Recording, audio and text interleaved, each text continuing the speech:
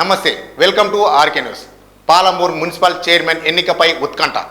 Congress TRS పార్టీల్లో పట్టు కోసం పోరు. సమయం దగ్గర పడుతున్న కొద్దీ క్యాంపు రాజకీయాలు. కౌన్సిల్ సభ్యులను మంచిగా చేసుకునేందుకు పార్టీల ప్రయత్నాలు. Mahabub Nagar municipality chairman, vice chairman పదవులపై అవిశ్వాస తీర్మానం ప్రవేశపెట్టిన నాటి నుంచి ఇప్పటి వరకు ప్రజలు ఉత్కంఠగా ఎదురుచూస్తున్నారు. Palamuru municipal corporation chairman, vice చైర్మన్ల అవిశ్వాసంలో పట్టుకు సాధించుకునేందుకు టీఆర్ఎస్, కాంగ్రెస్ పార్టీలు ముమ్మరంగా ప్రయత్నాలు చేస్తున్నాయి. ఈ ప్రయత్నంలో భాగంగా అధికార కాంగ్రెస్ పార్టీ ఒక అడుగు ముందుకు వేసి కౌన్సిలర్ల కోసం శిబిరాలను ఏర్పాటు చేసినట్లు తెలుస్తుంది. ప్రతిపక్ష పార్టీలోని అగ్రనాయకులు తమ కౌన్సిలర్ను కాపాడుకునేందుకు ఫామ్ హౌస్లో అవగాహన కార్యక్రమాలను నిర్వహించి కౌన్సిలర్కు కావాల్సిన సహకారాలు అందిస్తామని హామీలు ఇస్తున్నప్పటికీ కౌన్సిలర్లలో మార్పు కనిపించడం లేదు. అవిశ్వాస తీర్మానానికి సమయం దగ్గర పడుతున్న కొద్దీ కాంగ్రెస్, టీఆర్ఎస్ పార్టీల్లో మున్సిపల్ చైర్మన్, వైస్ చైర్మన్ అవిశ్వాస తీర్మానంతో నెగ్గేందుకు తల మునకలైపోతున్నారు. మహబూబ్ నగర్ మున్సిపల్ కార్పొరేషన్లో ఉన్న కౌన్సిల్ సభ్యులు అధిక శాతం టీఆర్ఎస్ పార్టీ కౌన్సిలర్లే ఉన్నారు. తర్వాత స్థానంలో ఎంఐఎం, బీజేపీలు ఉన్నాయి. రాష్ట్ర సాధారణ ఎన్నికల్లో కాంగ్రెస్ పార్టీ అధికారంలోకి వచ్చిన తర్వాత రాజకీయ వాతావరణం పూర్తిగా మారిపోయింది. ఈ నేపథ్యంలోనే కాంగ్రెస్ పార్టీకి చెందిన నాయకులు Mahabub Nagar municipality chairman, vice చైర్మన్లపై అవిశ్వాసానికి పూనుకున్నాయి. కాంగ్రెస్ పార్టీ నాయకులు ఆనంద్ కుమార్ గౌడ్ కలెక్టర్ను కలిసి కౌన్సిలర్లతో ఫిర్యాదు చేశారు.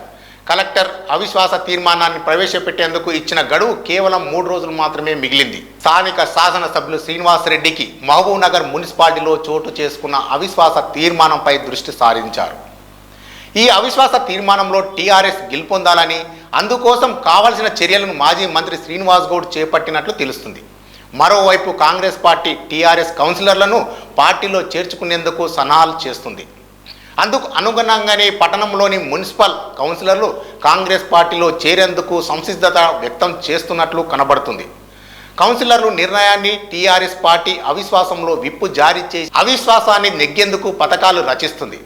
అవిశ్వాస తీర్మానం కోసం జరిగే అధికారిక కార్యక్రమాలు ఒక పక్కన చకచకా సాగిపోతున్నాయి. అధికారులు మాత్రం తమ పనులు తాము చేసుకుంటూ అవిశ్వాసంపై ముందుకు సాగుతున్నట్లు తెలుస్తుంది. మహబూబ్ నగర్ మున్సిపాలిటీ పరిధిలోని 49 వార్డులలో టీఆర్ఎస్ పార్టీ అత్యధిక స్థానాల్లో విజయం సాధించింది. కాంగ్రెస్, బీజేపీ పార్టీలకు చెందిన కౌన్సిలర్లు టీఆర్ఎస్ పార్టీలో చేరారు.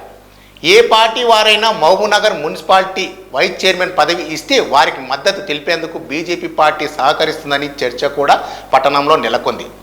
అధికార పార్టీకి మద్దతు ఇస్తే చివరి సమయంలో పూర్తి చేసే వాటికి సంబంధించిన బిల్లులు రాబట్టుకోవాలనే ఉద్దేశంతో వార్డు కౌన్సిలర్లు ఉన్నట్లు స్పష్టంగా తెలుస్తుంది. కౌన్సిలర్ల అభిప్రాయాలను పరిగణలోకి తీసుకున్న కాంగ్రెస్ పార్టీ అగ్రనాయకులు ఆయా కౌన్సిలర్లకు పూర్తి భరోసానిస్తూ అవిశ్వాస తీర్మానానికి సహకరించాలని, అందుకోసం తగిన క్యాంపుకు రాజకీయాలు నిర్వహిస్తున్నట్లు తెలుస్తుంది. ఏది ఏమైనా Mahabubnagar municipal chairman, vice చైర్మన్లపై వచ్చిన అవిశ్వాస తీర్మానం నెగ్గేందుకు పార్టీలు మాత్రం తమ ప్రయత్నాలు సాగిస్తూనే ఉన్నాయి. ఈ అవిశ్వాస తీర్మానంలో ఎవరు పై చేయి సాధిస్తారని పట్టణ ప్రజలు ఉత్కంఠంగా ఎదురుచూస్తున్నారు.